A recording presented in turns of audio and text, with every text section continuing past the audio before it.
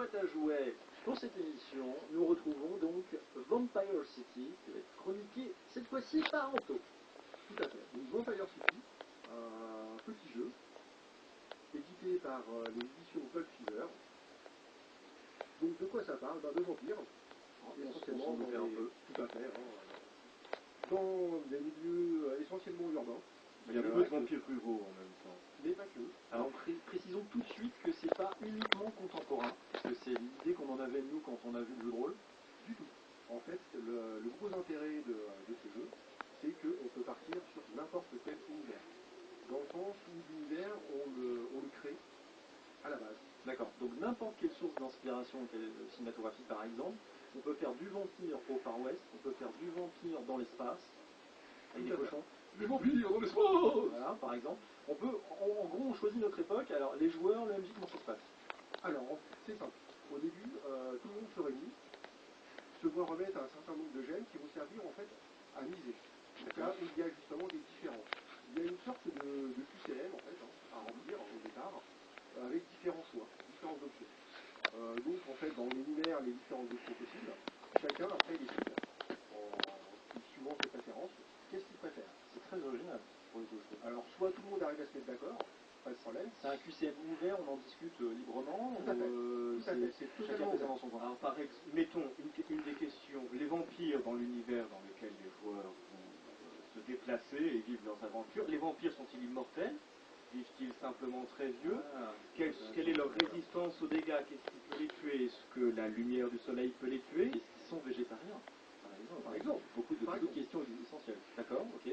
Par exemple, tout est possible, même leurs différents pouvoirs.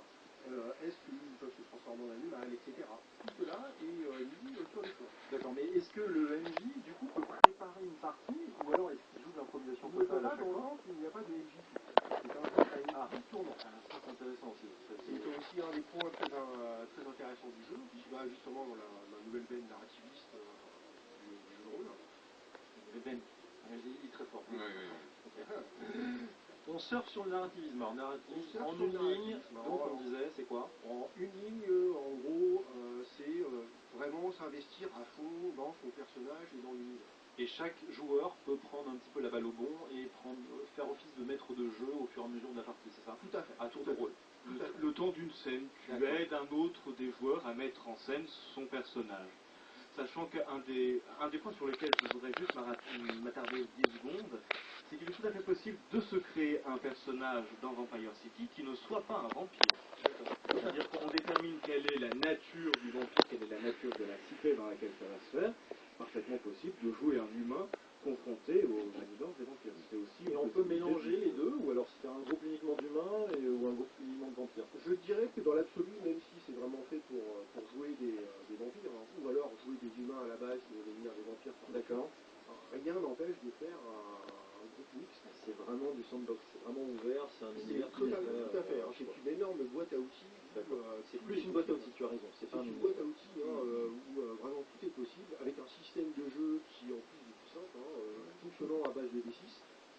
C'est simple, il y a une caractéristique qui est chiffrée de 1 à 6, un certain nombre de compétences, une liste exhaustive. Ouais, c'est pas très compliqué, il y a 3 attributs, corps, esprit, présence. Voilà, on jette le même nombre de dés que le score de caractéristiques. D'accord. Et il faut en fait que les dés fassent un score inférieur ou égal à la valeur de la compétence. D'accord. On relie le nombre de réussites qu'on a fait, on compare un véritable et l'autorisé. Création d'un perso, c'est quoi? C'est 10 minutes? Un quart d'heure?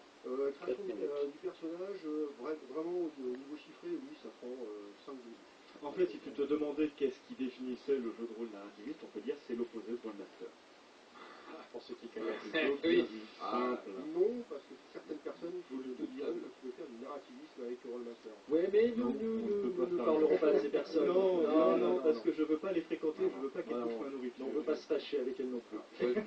Donc, revenons à Vampire City. Oui. Le prix m'a l'air très attractif. C'est un des premiers trucs qu'on a regardé. 23,90 €, voilà.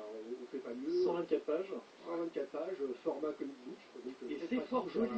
À Oui, lire. très belle mise en page, c'est bien foutu. Alors je le tiens dans les mains, et je veux dire qu'on a l'impression effectivement d'avoir une couverture de comics couleur assez sympa. Ça change vraiment des Et le quatrième de couverture est Moi, je dis que ça change les cochons dans l'espace. Et on peut utiliser le quatrième de couverture. Le gros avantage, c'est que le quatrième de couverture sert de réserve justement, bien de joué. réserve de sang pour les gemmes. Ça, c'est bon jeu. Personnellement, c'est peut-être justement la critique que j'émettrais sur ce jeu, sur le ouvrage, dans le sens où j'aurais préféré avoir le quatrième de couverture en encart. D'accord. Bon, à la limite, on peut faire une photocopie, non? C'est pas non plus... Aussi. Donc les points positifs, les points négatifs, pourquoi est-ce qu'on doit acheter Vampire City? Pourquoi on doit l'éviter? Ou est-ce qu'on doit réfléchir avant de l'acheter en tout cas? Alors non, moi je dirais tout simplement achetez-le. Dans le sens où au niveau point positif, il y en a énormément. Déjà le système de jeu qui est simple, le fait de pouvoir tout faire, que ce soit complètement ouvert, c'est quand même un énorme avantage. Donc voilà, comme on disait C'est un peu déstabilisant peut-être pour les nouveaux joueurs, les néophytes, ceux qui débutent dans le jeu de rôle. Donc c'est plus un jeu qui est à conseiller aux MJ qui ont de la bouteille et aux joueurs pareil qui ont un peu d'expérience. Tout à fait, ouais. C'est là où je voulais en venir après justement, après avoir énoncé les avantages, je voulais en venir aux défauts. Donc je sais pas. C'est pas grave, hein. 6 minutes. Il nous reste c'est pas grave, on va reprendre. Tu peux rediffuser